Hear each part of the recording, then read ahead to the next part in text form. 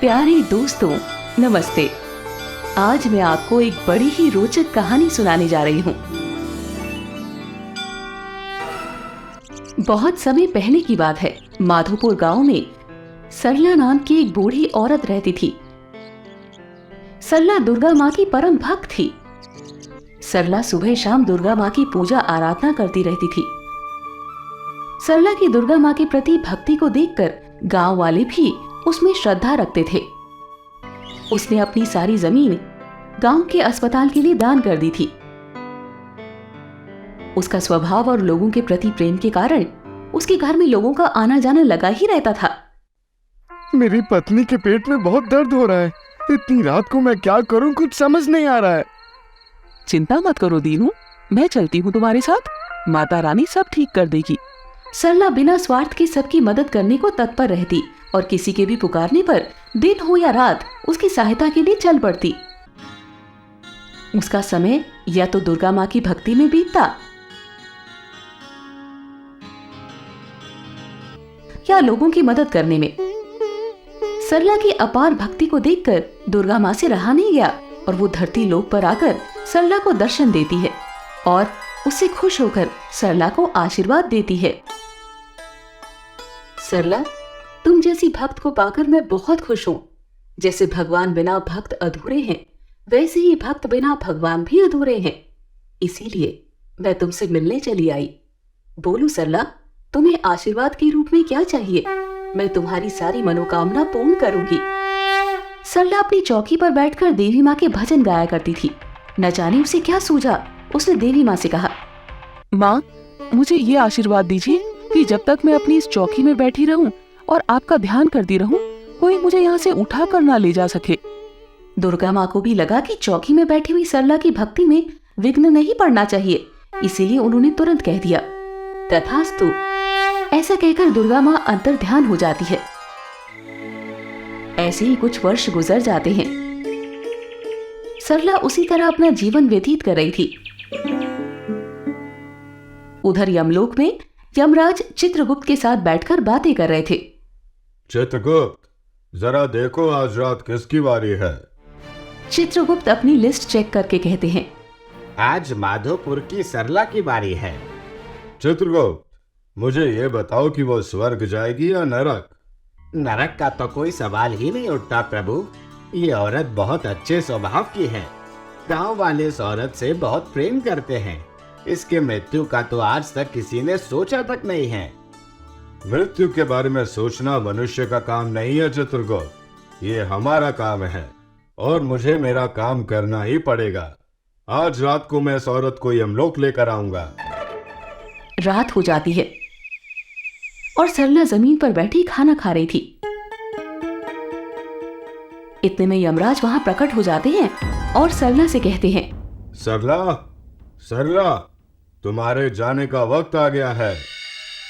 यमराज की आवाज सुनकर सरला चौंक जाती है और कहती है, कौन है आप?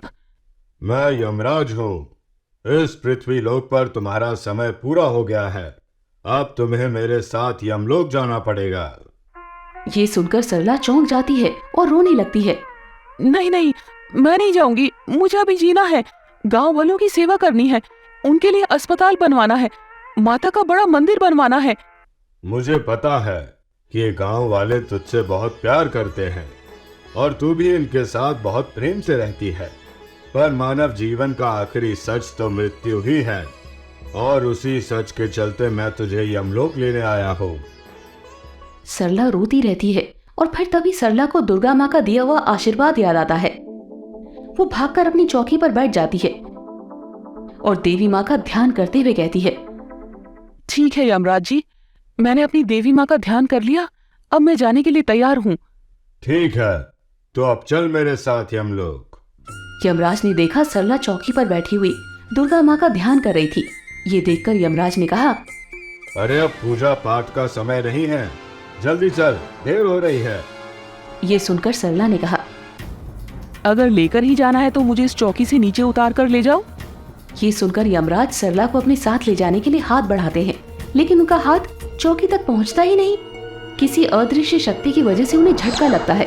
यमराज फिर प्रयास करते हैं, लेकिन फिर उन्हें जोर का झटका लगता है। क्या हुआ यमराज जी, मुझे लेकर जाइए। नहीं ले जा पाए ना, और ले जा भी नहीं पाएंगे। आपको पता नहीं, पर दुर्गा माँ ने खुद मुझे वरदान दिया है, और उसी वरदान के चलते आप मुझे इस चौकी से नहीं उतार सकते। यमराज जी सुनकर परेशान हो जाते हैं और कहते हैं, ठीक है, आज तो तू बच गई, लेकिन 1 हफ्ते बाद मैं फिर से आऊंगा और तुझे लेकर ही जाऊंगा। ऐसा कहकर यमराज चले जाते हैं। सरला अपने मन में देवी माँ को प्रणाम करती है। ऐसा ही 1 हफ्ता बीत गया। सरला पूरी तैयारी के साथ चौकी पर बैठ गई। सरला, 1 हफ्ता हो गया है, अब चलो मेरे साथ।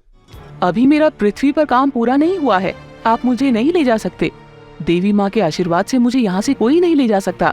आप चाहे तो प्रयास करके देख लें, पर आप मुझे यमलोक नहीं ले जा पाएंगे। यमराज फिर से सरला को ले जाने का प्रयास करते हैं, लेकिन कोई शक्ति सरला की मदद करती है। परेशान होकर बिना कुछ बोले ही यमराज वहां से चले जाते हैं। उधर यमराज के साथ भी ऐसा पहली बार हुआ था कि वो किसी मानव के प्राण नहीं हर पा रहे थे, इसीलिए वे चिंता में पड़ गए। चित्रगुप्त ने यमराज से पूछा, क्या हुआ महाराज, आप आज चिंतित लग रहे हैं? उस माधोपुर की सरला को माँ दुर्गा का वरदान है, जिसके कारण मैं उसे यमलोक नहीं ला पा रहा हूँ। क्या करूं, कुछ समझ में नहीं आता। ये तो बहुत ही मुश्किल की बात है। आपको एक बार देवी दुर्गा के पास जाना चाहिए, वो जरूर इस समस्या का आपको कुछ उपाय बताएंगे। यमराज तुरंत देवी दुर्गा का ध्यान करते हैं और कुछ ही समय में उनके पास कैलाश पर्वत पर पहुंच जाते हैं और माँ दुर्गा को सब कुछ खुलकर बताते हैं। तब माँ दुर्गा ने कहा, सरला मेरी परम भक्त है और लोक कल्याण के लिए सदा तत्पर रहती है। उसकी भक्ति पर प्रसन्न होकर मैंने उसको वरदान दिया था। तुम ही बताओ यमराज, मैं अपना दिया हुआ वरदान कैसे वापस ले सकती हूँ?